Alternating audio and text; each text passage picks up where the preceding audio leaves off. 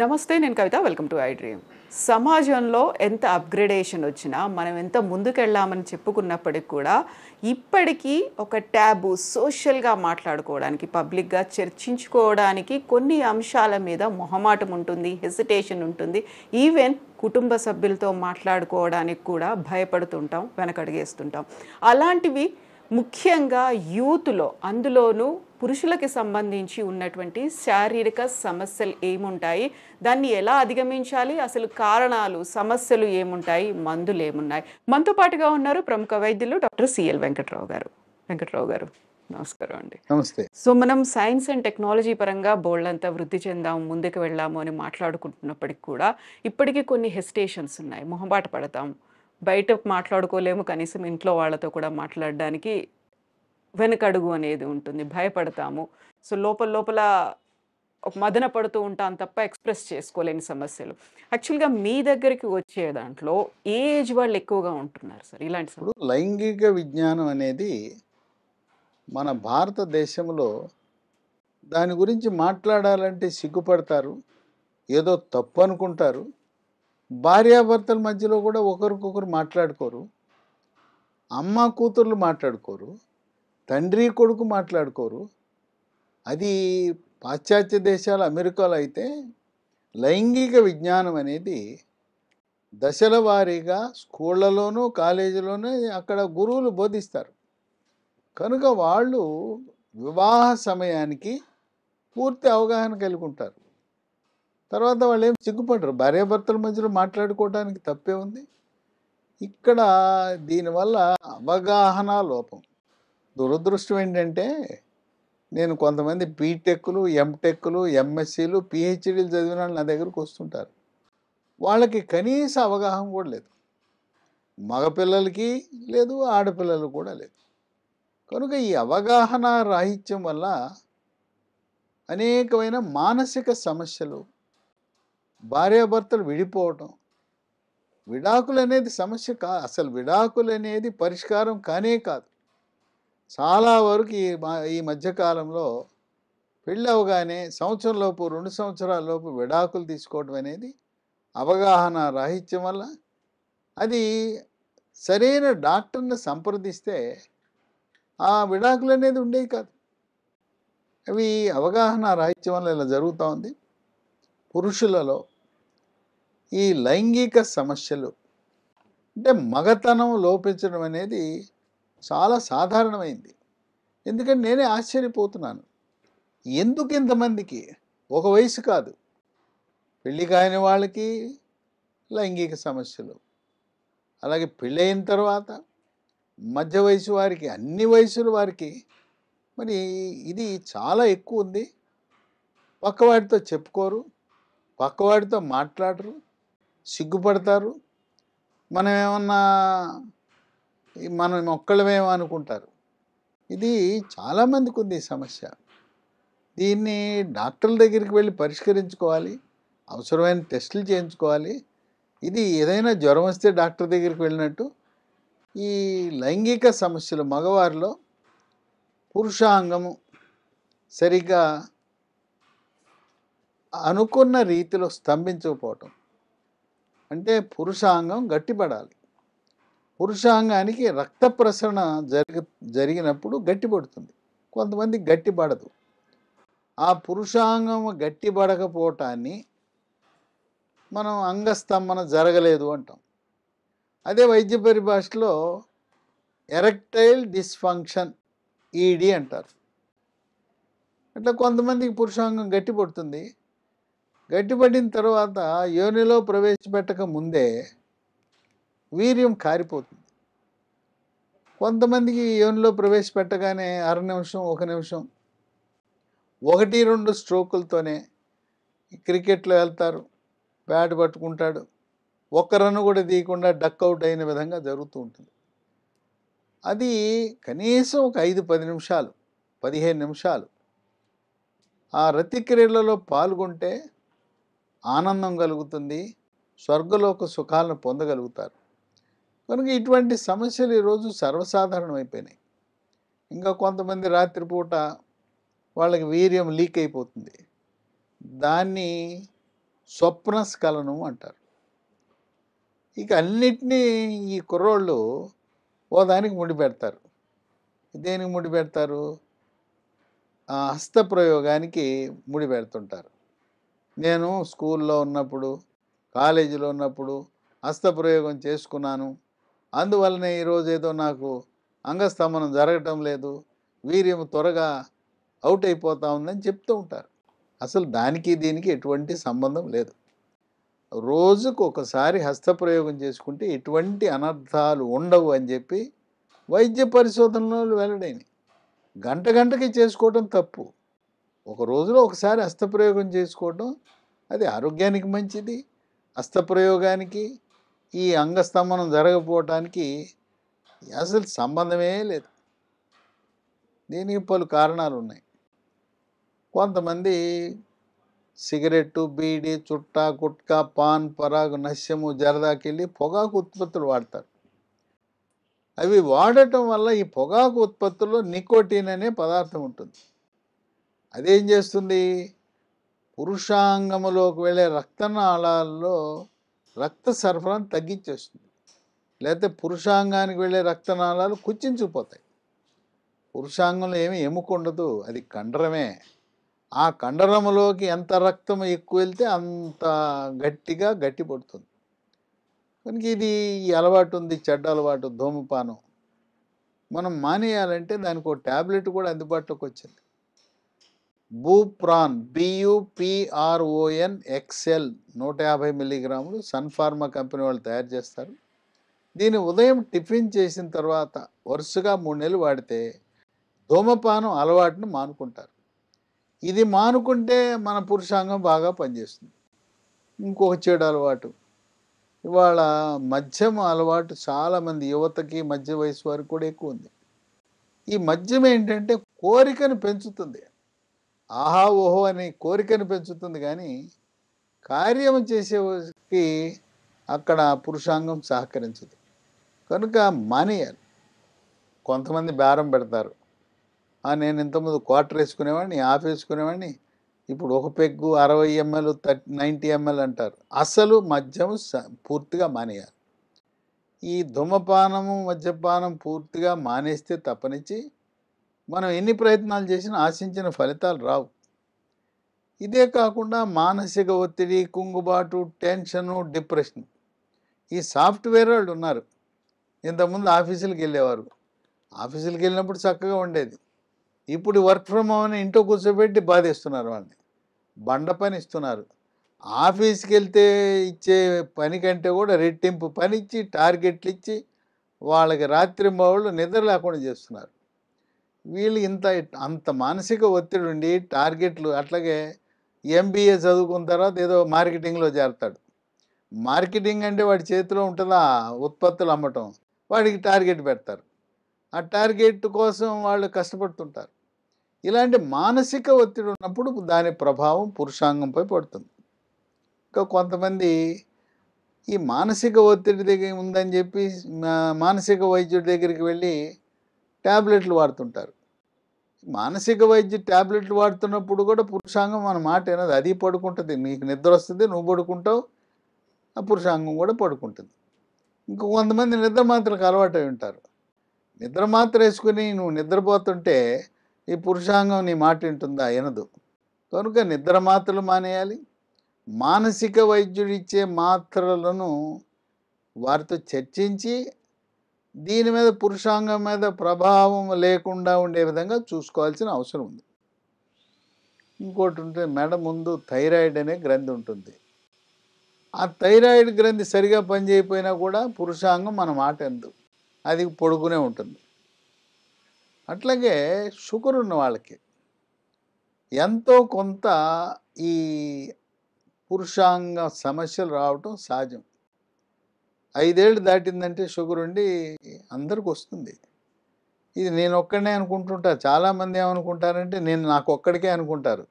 Sugar ఉన్న వాళ్ళందరికీ ఎంతో కొంత ఈ పురుషాంగ సమస్యలు అనేది ఉండటం చాలా సర్వసాధారణం. అది షుగర్ కంట్రోల్లో ఉండాలి. 3 నెలలకు ఒకసారి చేసే పరీక్ష ఉంది. HbA1c అనే పరీక్ష ఉంటుంది. అది 7 ఉంటే, నియంత్రణలో ఉంటే ఈ సమస్యలు రావు. షుగర్ నియంత్రణలో లేకుండా ఉంటే పురుషాంగం మన మాట వినే పరిస్థితి ఉండదు. అట్లాగే కొంతమందికి హార్మోన్ల ఉత్పత్తిలో సమస్య ఉత్పన్నమవుతుంది. ఇది ఎవరికి ఉంటుందంటే చిన్నప్పుడు గవత బిళ్ళలని ఉంటాయి, ఇక్కడ ఉబ్బుతాయి, ఉబ్బి జ్వరం వస్తుంది, ఉబ్బుతుంది, తగ్గిపోతాయి. దాని ప్రభావం పెద్దాళ్ళు అయినాక వృషణాలు కుచించుకుపోతాయి. పురుష హార్మోన్లైన టెస్టోస్టెరాన్ ఉత్పత్తి తగ్గుతుంది.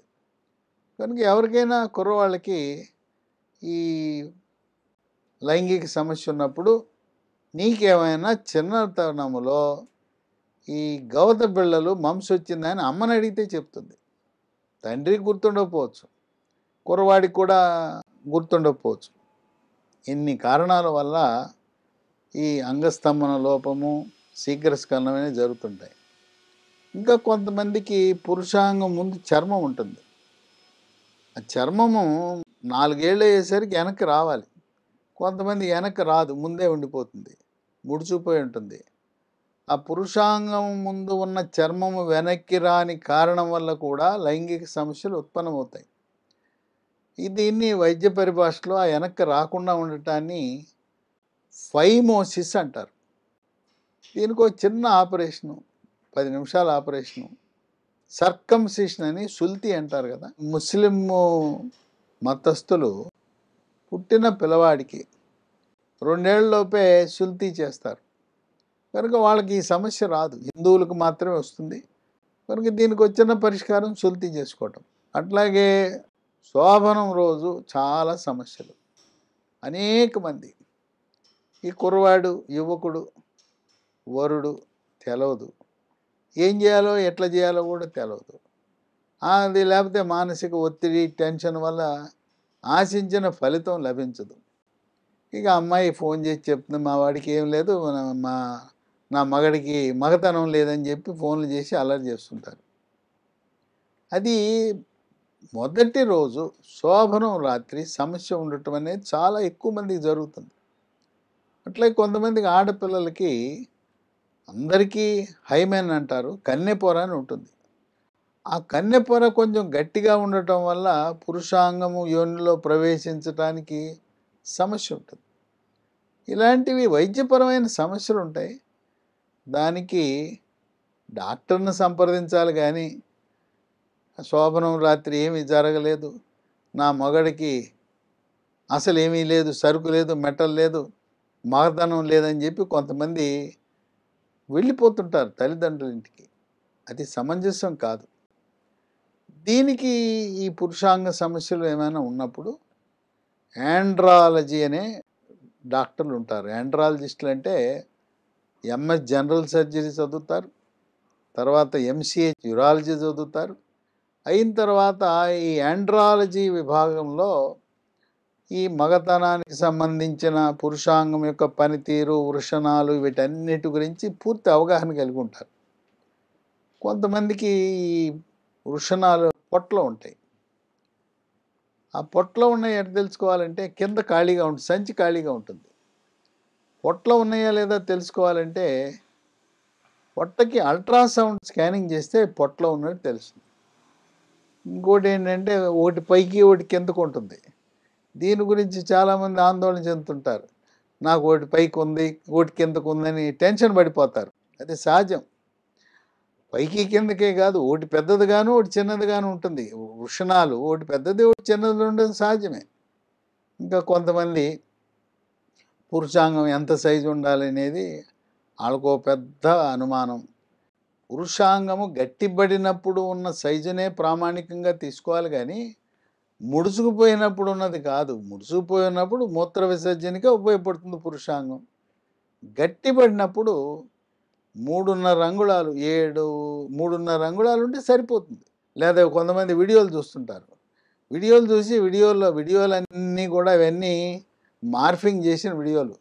కనుక వీడియోలు చూసి మోసపోవద్దు.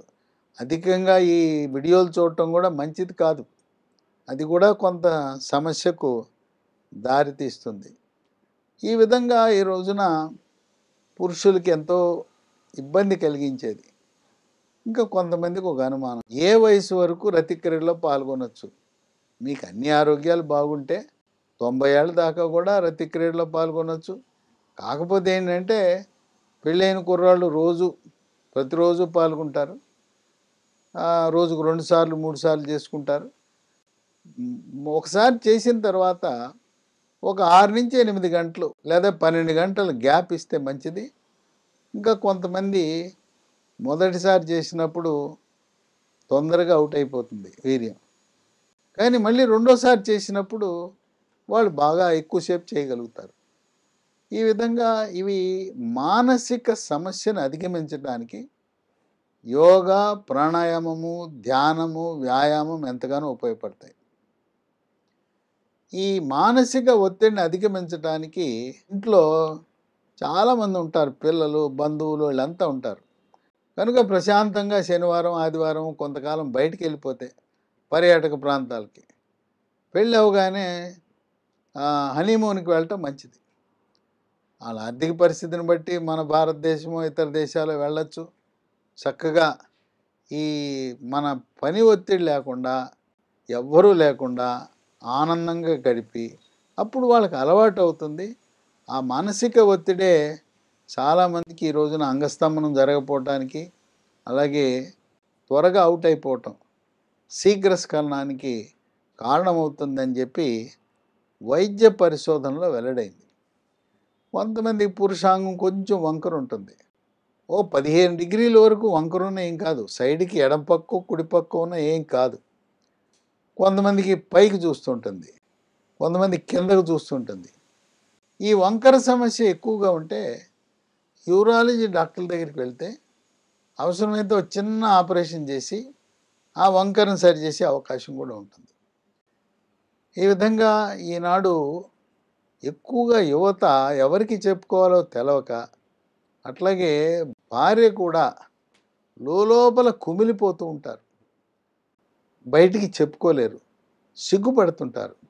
ఈ విషయంలో సిగ్గు అనేది విడనాడాలి. తర్వాత కొన్ని ఆహార నియమాలు పాటించడం ద్వారా కొన్ని రకాల వస్తువులు మనం తింటాం. నట్స్ ఉన్నాయి, డ్రై ఫ్రూట్స్ 3 ఉన్నాయి. ఒకటి వాల్నట్, 2 బ్రెజిల్ నట్ అని ఉంటుంది, రోజుకు 2. వాల్నట్లు అయితే 6, బ్రెజిల్ నట్ అయితే 2. మూడోది బాదం, ఒక 6 బాదం పప్పులు నానబెట్టి పొద్దున్నే పైనుండే పొట్టు తీసి అవి తింటాం. వీటితో పాటు పండ్లు, పుచ్చకాయ తినేటప్పుడు ఎర్ర కండతో పాటు గింజలు కూడా నవలాలి, ఆ కింద ఉండే తెల్ల కండ కూడా తినాలి. దీంతోపాటు berries, blueberry, blackberry, strawberry, raspberry, ఇవన్నీ కూడా వాడితే మంచి ఫలితం లభిస్తుంది. అలాగే దానిమ్మ గింజలు ఎర్రగా ఉండాలి, తెల్లగా ఉంటాయి, పిందెలు ఉంటాయి కాదు, బాగా ఎర్రగా ఉండే దానిమ్మ గింజలు తింటే దానివల్ల కూడా పురుష హార్మోన్ల ఉత్పత్తి అనేది పెరుగుతుంది. ఈ అంగస్తంభన సమస్యలు ఇలాంటివి ఉన్న వాళ్ళకి డాక్టర్ దగ్గరికి వెళ్ళినప్పుడు కొన్ని రక్త పరీక్షలు చేస్తారు.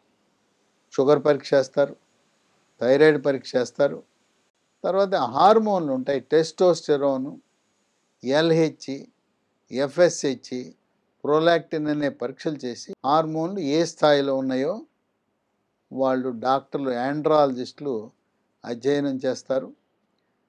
ఇక ఇవన్నిటితో పాటు మనకేమైనా కొన్ని మందులు అందుబాటులో ఉన్నాయంటే ఈ మధ్యకాలంలో చక్కటి మందులు మనకి మార్కెట్లో అందుబాటులో వచ్చినాయి. ఇంతకుముందు ఇవి లేవు. అందువల్ల ఇవి సైడ్ ఎఫెక్ట్స్ లేని మందులు అందుబాటులో వచ్చాయి, చక్కటి ఫలితాలను ఇస్తుంది. వాటిలో టాజిల్ డి అనే ఒక ట్యాబ్లెట్, ఇది రెడ్డి ల్యాబ్స్ వాళ్ళు తయారు చేస్తారు. దీంట్లో టెడలాఫిల్ అని ఉంటుంది. టెడలాఫిల్తో పాటు డాపాక్సిటిన్ అని ఉంది. ఇంతకుముందు మొదటి తరము ట్యాబ్లెట్లు సెల్డనాఫిల్ అని ఉండేది, వాటికి అనర్థాలు ఉన్నాయి, సైడ్ ఎఫెక్ట్స్ ఉన్నాయి. ఇది రెండవ తరం ట్యాబ్లెట్లు. దీంట్లో ఉండేది టెడలాఫిల్ చాలా సురక్షితమైంది. దీన్ని రాత్రిపూట భోజనం చేసుకున్న తర్వాత దీన్ని వేసుకుని ఇది వేసుకున్న తర్వాత కొంతమందికి ఒక గంట నుంచి పనిచేయటం ప్రారంభిస్తుంది. వేసుకున్న తర్వాత 24 గంటల వరకు దీని ప్రభావం ఉంటుంది.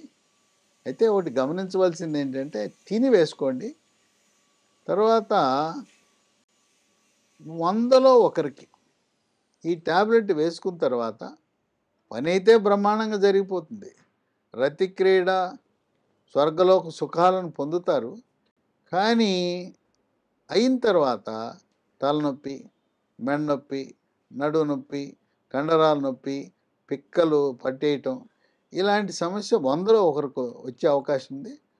అలాంటి వారు ఓ టాబ్లెట్ అల్ట్రాసెట్ అనే టాబ్లెట్, ఈ అల్ట్రాసెట్ అనే టాబ్లెట్ వేసుకుంటే ఈ నొప్పులు ఇవన్నీ పోతాయి. లేదు అలాంటి నొప్పులు వచ్చేవాళ్ళు ఈ టాబ్లెట్తో పాటు ఒక అల్ట్రాసెట్ టాబ్లెట్ కూడా కలిపి వేసేసుకుంటే ఆ సమస్య రాదు. ఇక పీరియడ్స్ అప్పుడు రతిక్రియలలో పాల్గొనొచ్చా లేదా అనేది ఒక అనుమానం ఉంటుంది. పీరియడ్ సమయంలో రతిక్రీడలో పాల్గొనడం మంచిది కాదు. పీరియడ్స్ ప్రారంభమైనప్పటి నుంచి పూర్తయ్యే వరకు రతిక్రీడలో పాల్గొనకుండా ఉండటం అనేది వైద్యపరంగా మేము సూచిస్తుంటాం. ఇవి ఎక్కడైనా మందుల షాపుల్లో దొరుకుతాయి. కానీ ఒక మంది అడిగితే ఇంకో మంది ఇస్తాడు వాడు.